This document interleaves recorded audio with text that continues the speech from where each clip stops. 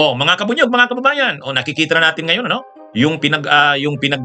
binabandilang luho, rangya ng buhay, yaman nila Diskaya, at ng iba pang mga kontratista, at ng mga officials ng DPWH, mga sangkot sa anomalya, yung bigla nilang yaman na hindi naman nila pinaghirapan, binandila nila, nagyayabang sila, ay ngayon biglang nawawala, ano? Biglang nawawala. Nauulit ang nangyari noon kay Napoles. Nauulit ang nangyari kay Kibuloy. Ang rangya ng mga buhay nila. Oh, malapalasyo ang bahay, ang mga ari-arian ni Kibuloy, ang rangya ng buhay niya, ganun din noon si Napoles, yung anak niya, pinagmamalaki pa sa Amerika, yung kanyang buhay doon at mga nabibiling ari-arian. Ngayon, nawala lahat yun. Hindi naman nila ma-enjoy na. Nakakulong pa. Ganyan din yan ang mangyayari, malamang dito kila Diskaya. Malaking posibilidad ganyan din.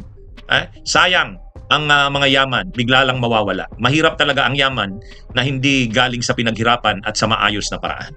Sa bandang huli, nawawala rin.